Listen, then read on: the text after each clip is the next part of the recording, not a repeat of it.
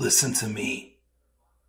If there was a wise man who would ever think of this, they would say in order to be superior to the man, you've got to be the man. For I am the man himself.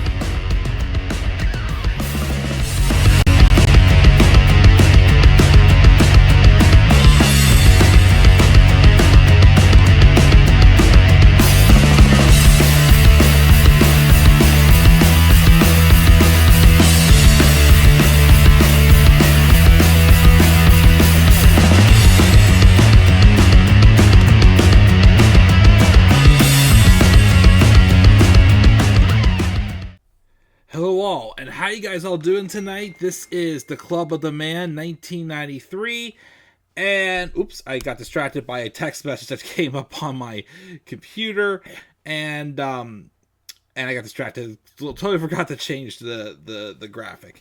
But this is episode number 35, the 35th review in my WWE 24 series. As we're almost done, we are now on the Royal Rumble 2022 episode. Which, can I be real? I know this is another one of the very few I kind of went into with like sour grapes, because I did not like Royal Rumble 2022. It was definitely one of the worst. Well, for the men's at least, one of the worst Royal Rumbles I've personally seen. And watching this episode, and this is the first time I've watched this one, it literally like they were trying to make something like good out of something that just wasn't there. Even the ending was super abrupt and bland with Johnny Knoxville, who was basically in the Rumble match, but he got hit with almost everyone's finishers who was in that match. It was like watching one of the ones from earlier on that, you know, the moments were not that great, but it's like they're trying to like twist it look like it was still a great moment for them, when in the meantime it's like this moment wasn't that great at all, and it was hard to enjoy the documentary. So I'm going to kind of brush through it really quickly because there's not much to say. One thing I would say I did appreciate about this documentary, though, it did kind of go into like the history of the concept of the Royal Rumble, mentioning how it first became a thing with Patterson coming up with the idea. Of course, Vince thought it was stupid at first, and then I think they needed something special for an event one time, and he goes, why don't we try Pat's stupid idea of that Royal Rumble? And of course it worked. That's when Hacksaw Jim Duggan won the first one. Took a couple of years before they actually added a stipulation to it, like with Ric Flair, I think winning the title by winning the Rumble match in 1992.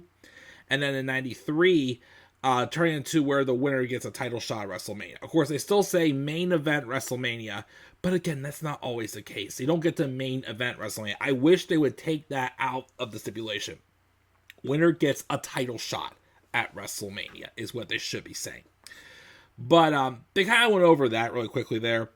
And then kind of like the element of surprise in the Rumble, because you don't know who is going to show up and whatnot, which is what kind of led them to talk about Lita a little bit. Lita was in this women's Rumble match. I do remember most of the surprises were already advertised for both Rumble matches going into this show. Lita was one of them. And believe it or not, I think correct me if I'm wrong, I think back then, because there was the rumors about Ronda Rousey returning, which she did. I said, if Ronda returns, she's winning it, which of course she did. And then my other thing was, but if Ronda doesn't show up, Lita was my pick to win. Lita, of course, did not win. Of course, she also mentioned how when she retired in 2006, and then she kind of detached from wrestling for a couple years. When she came back and found the Divas Championship, it was kind of like, oh. Like, she was kind of like taken back a little bit by it. And then she was proud to be the one to present the Women's Championship when they brought it back in 2016. And of course, she felt she had another run left in her. And then she had some like neck pain, I think, the day of the Rumble, but she got through it. And she would stick around for a little bit because she did have the match with Becky Lynch at Elimination Chamber the following month. And then the following year, she came back and tag teamed with Becky Lynch to lead to the 6-woman tag with her, Becky, and Trish taking on Damage Control at WrestleMania 39. Unfortunately, when Trish was revealed to be the one who attacked her and wrote her off TV, that's the last time we have seen Lita. I do feel kind of hope, even though Lita has nothing to prove, she does come back to at least have a proper write-off and not like what happened last time, because she technically never got her comeuppance on Trish, believe it or not. But yeah, that was kind of like the element of surprise in there. They also, for the men's Rumble, besides Johnny Knoxville, they gave Austin Theory a spotlight, basically just saying how he's Vince McMahon's protege pretty much, and the opportunity he was getting. Look, again, I do believe when booked, when he finds his right niche, Austin Theory is going to be great. But this obviously was only done because that if Vince McMahon stuck around, Austin Theory would be in the main event of WrestleMania right now. And there was a time when Triple H, I thought he was getting it right with Theory. Then, of course, after he lost, he beat John Cena at WrestleMania 39, it just felt like it didn't do much for him. So, kind of showcasing Austin Theory, like, now, like, if it was back then, yeah, you kind of get why he was there, because, again, he was Vince's protege. He was basically Vince's next handpicked guy.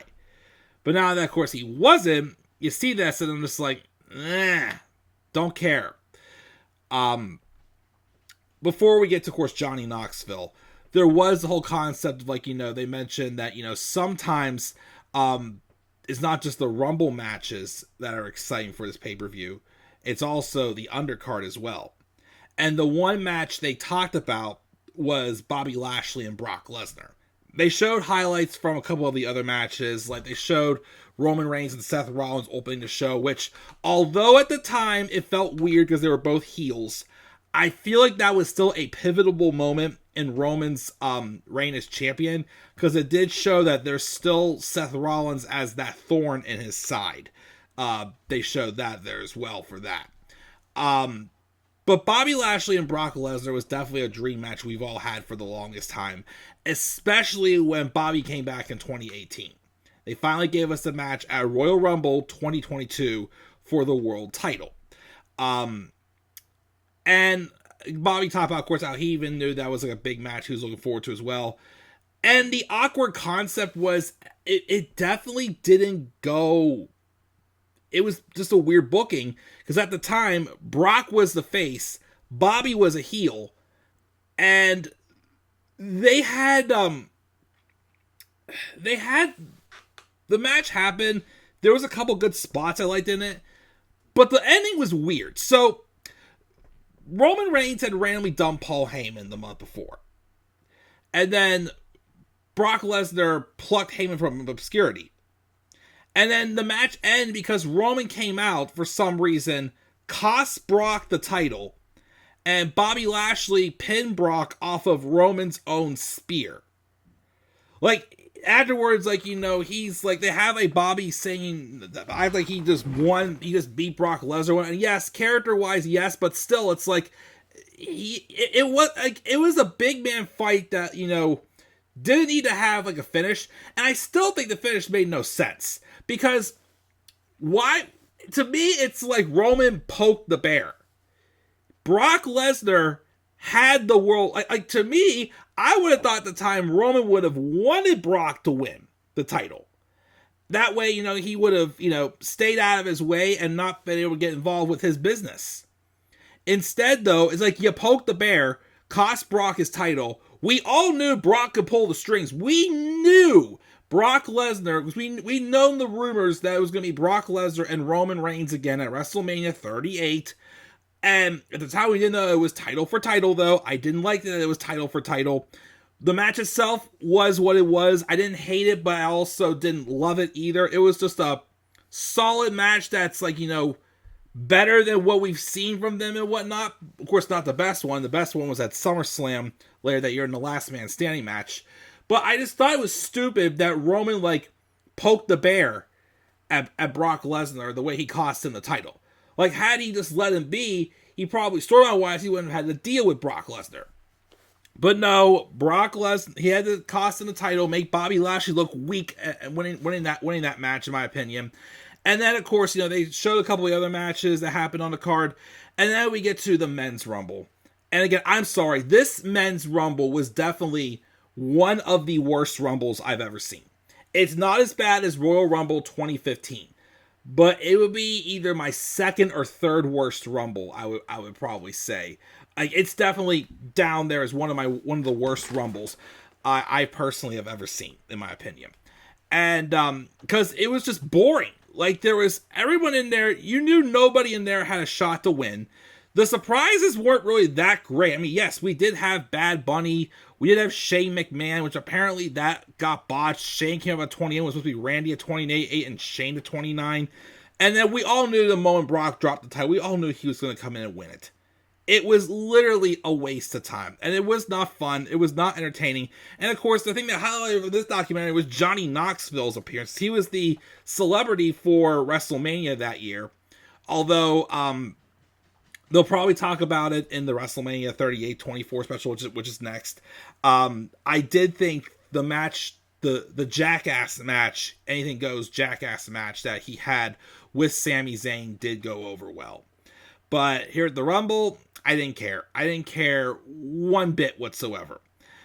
And then the documentary basically ended with him saying how he wanted to be world champion. Haha, yeah, right. Not going to happen.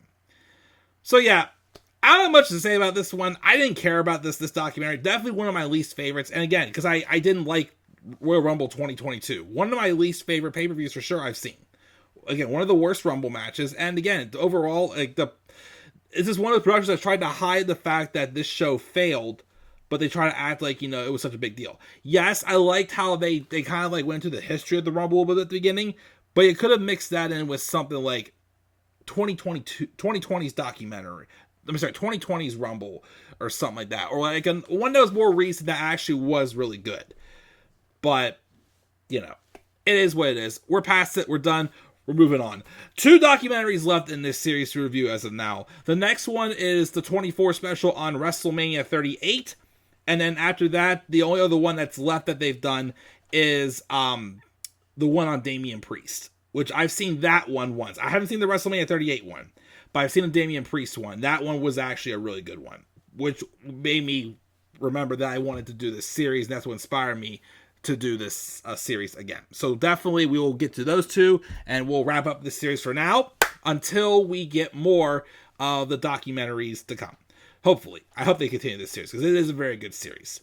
But what are your guys' thoughts on this Royal Rumble 2022 24 documentary? Again, I thought it was bland and one of the worst ones they've done personally. Leave your guys' thoughts down in the comment section below. Slap a like on the video and subscribe for more content on my channel. Follow me on Twitter as well, the Club of Man 93, and also follow me on Instagram at the Club of the Man 1993. And until then, guys, I'm checking out. I'll catch y'all later and have a great rest of your night. And do not forget, in order to be superior to the man, you've got to be the man. And for I am the man himself. And that is not just an opinion, my friends. That is a fact of life. Yeah!